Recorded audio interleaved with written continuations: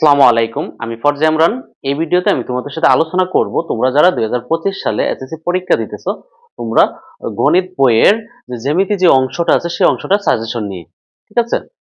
আমি তোমাদের জন্য অনেক এনালাইসিস করে একবার অল্প কিছু সৃজনশীল প্রশ্ন নিয়ে তোমাদের সামনে হাজির হয়েছে।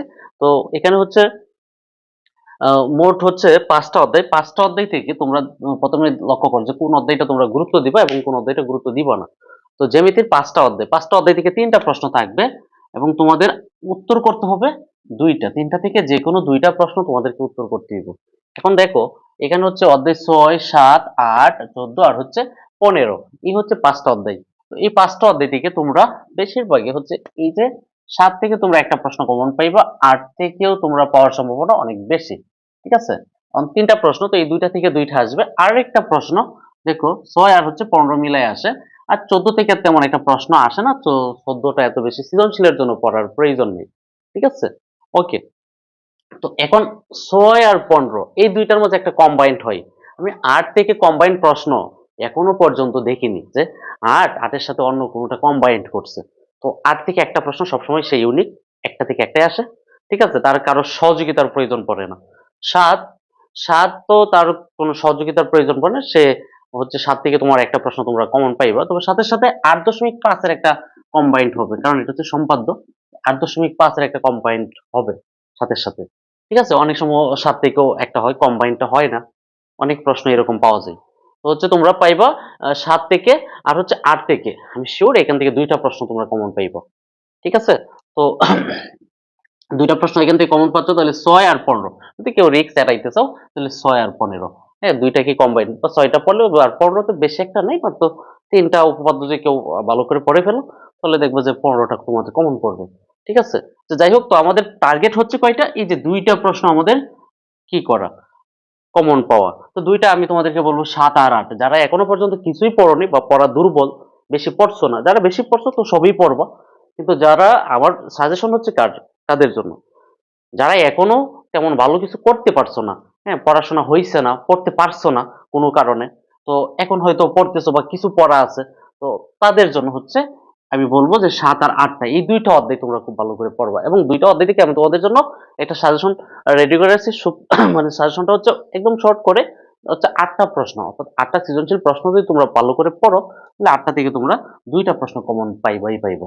ঠিক আছে? তো ২ টাতে ২০ মার্ক, আমাদের জ্যামিতিতে ২০ মার্কই প্রয়োজন। ২০ মার্ক আনসার করতে পারলেই হইল। ওকে।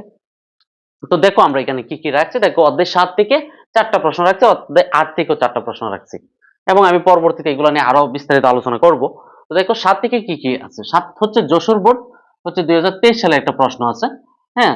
Sylhet board ২০২৩, Jessore board ২০২০, Sylhet board ২০২০। এই যে ৪ টা প্রশ্ন আছে, এই ৪ টা প্রশ্ন তোমরা দেখার চেষ্টা করবা। ঠিক আছে?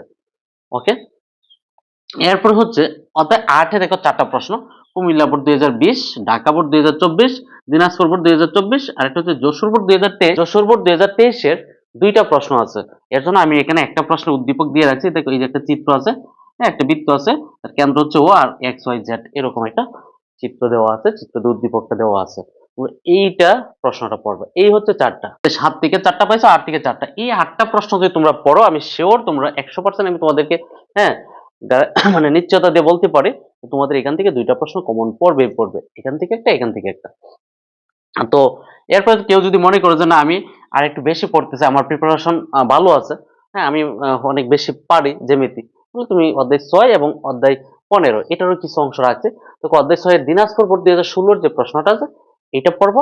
আরেকটা প্রশ্ন অনুশীলনী ৬.৩ এ তোমার মেইন বইয়ের অনুশীলনী ৬.৩ এর ১৯ নং যে সৃজনশীল প্রশ্নটা আছে, এই ২ টা প্রশ্ন পড়লেই অধ্যায় ৬ থেকে, হ্যাঁ, এনাফ। তবে এটার সাথে আমি আরেকটু লিয়াজও করছি। এটা ১৫ অধ্যায় ১৫ যশোর বোর্ড ২০২৪ এর প্রশ্নটা। কারণ এটা না পড়লে এখানে একটা গুরুত্বপূর্ণ উপপাদ্য বাদ পড়বে, যে উপপাদ্য নাম্বারটা ১৫। এই ১৫ নম্বর উপপাদ্যটা এখানে আছে। ঠিক আছে? এই যে এখানে আছে অধ্যায় ৬ এর উপপাদ্য নম্বর কত? ১৫। এই ১৫ নম্বর উপপাদ্যটা তোমাদের কি হবে? বাদ যাবে যদি তোমরা এইটাকে না পড়ো। যাই হোক, তো এইখানে ৩ টা প্রশ্ন ৬ আর ১৫। যদিও আমি এখানে বেশি একটা আনছি না, ২ টা আনছি, কিন্তু এখানে এই অধ্যায়ের তোমরা সবচেয়ে ভালো হয় মেইন বই থেকে আলাদা করে এই অধ্যায়ের উপপাদ্যগুলো ৩ টা উপপাদ্য আছে, বেশি বারবারই আসছে। এখানে যদি একটা নিয়ে আসছে আর ২ টা প্রশ্ন তোমরা যদি দেখো দুইটা উপপাদ্য যে বারবার আসতেছে, তো হয়ে যাবে, বেশি একটা পড়া লাগবে না। তো আমি তোমাদেরকে সাজেস্ট করবো তোমরা 7 আর 8 এটাকে বেশি পড়তা যদি কমায়া রাখতে চাও, এবং আমি শিওর তোমরা এখান থেকে দুইটা প্রশ্ন তোমাদের কমন পড়বেই পড়বে। হ্যাঁ, তোমরা গিয়ে পরীক্ষার হলে তোমরা বুঝতে পারো যে আমার এই সাজেশনটা কতটুকু তোমাদের জন্য ইফেক্টিভ হবে। ঠিক আছে, ওকে। এবং এই যে চারটা মোট 8টা প্রশ্ন পড়লে তোমাদের দুইটা প্রশ্ন কমন পড়বে। এখন দেখো এই যে অধ্যায় যে সাতের মাঝে আমরা কি কি রাখছি। তো ত্রিভুজ রিলেটেড এখানে 3টা সম্পাদ্য আছে। সম্পাদ্য হচ্ছে গিয়ে একটা হচ্ছে সম্পাদ্য 1, সম্পাদ্য 2 এবং সম্পাদ্য 3। মানে ত্রিভুজের ভূমি সংলগ্ন একটা কোণ এবং অপর দুই বাহুর সমষ্টি দেওয়া আছে, ত্রিভুজটা অঙ্কন করা। আরেকটা প্রশ্ন হচ্ছে ত্রিভুজের ভূমি সংলগ্ন একটি সূক্ষ্মকোণ আর অপর দুই বাহুর অন্তর দেওয়া আছে, ত্রিভুজটা অঙ্কন করো। আরেকটা হচ্ছে ত্রিভুজের ভূমি সংলগ্ন দুইটা কোণ এবং পরিসীমা দেওয়া আছে, ত্রিভুজটা অঙ্কন করো। এই টাইপের। হ্যাঁ, আরেকটা হচ্ছে গিয়ে একটা ত্রিভুজের পরিসীমা দেওয়া আছে, সমবাহু ত্রিভুজের ত্রিভুজটা অঙ্কন করো। এরকম 4টা ত্রিভুজ আছে, 4টা ত্রিভুজ আমি এখানে রাখছি। দেখবো এই 4টা প্রশ্নের মধ্যে আছে এই 4টা ত্রিভুজ। ঠিক আছে, ওকে। আরেকটা হচ্ছে তোমরা ট্রাপিজিয়াম পাইবা। কি পাইবা? ট্রাপিজিয়াম পাইবা, যেটা অনেক বেশি ইম্পর্টেন্ট। হ্যাঁ, ট্রাপিজিয়াম।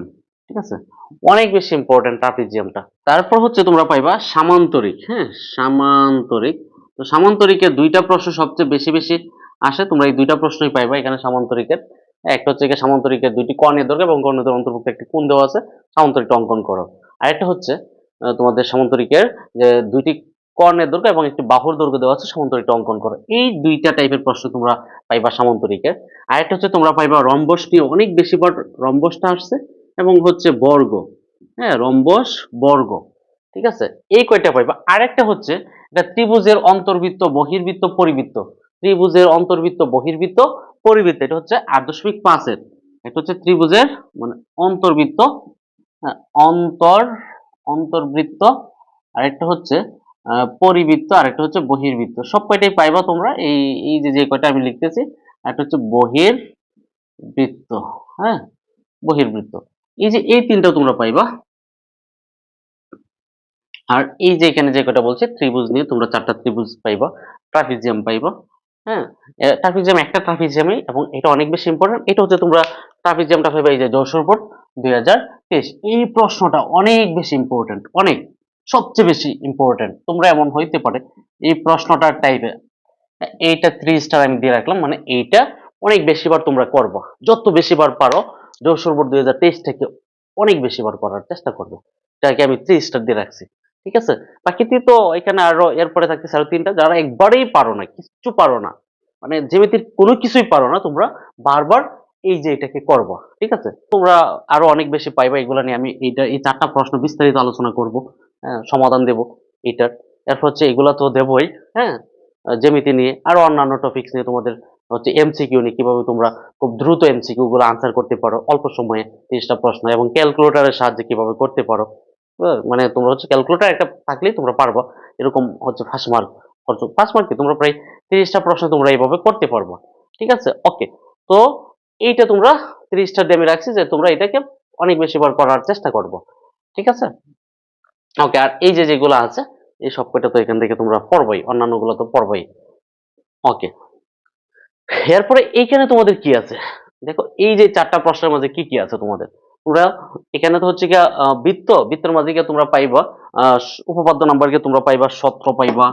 হ্যাঁ, 17 পাইবা, 18 পাইবা, তারপরে হচ্ছে 20 পাইবা, তারপরে হচ্ছে 22 পাইবা, তারপর হচ্ছে 23 পাইবা, তারপর হচ্ছে 26 পাইবা। ঠিক আছে, হ্যাঁ, এগুলা পাইবা। তো তারপরে হচ্ছে তোমরা উপপাদ্য নাম্বার তোমরা পাইবা 8.1 এর পাইবা তোমরা 8.1 এর তোমরা পাইবা 7 নাম্বার প্রশ্নটা পাইবা, অনেক বেশি ইম্পর্টেন্ট। এরপর হচ্ছে তোমরা পাইবা 8.2 এর 8.2 এর 1 নাম্বার পাইবা। এরপর হচ্ছে তোমরা 8.4 এর 4 এর পাইবা তোমরা 1 নাম্বার।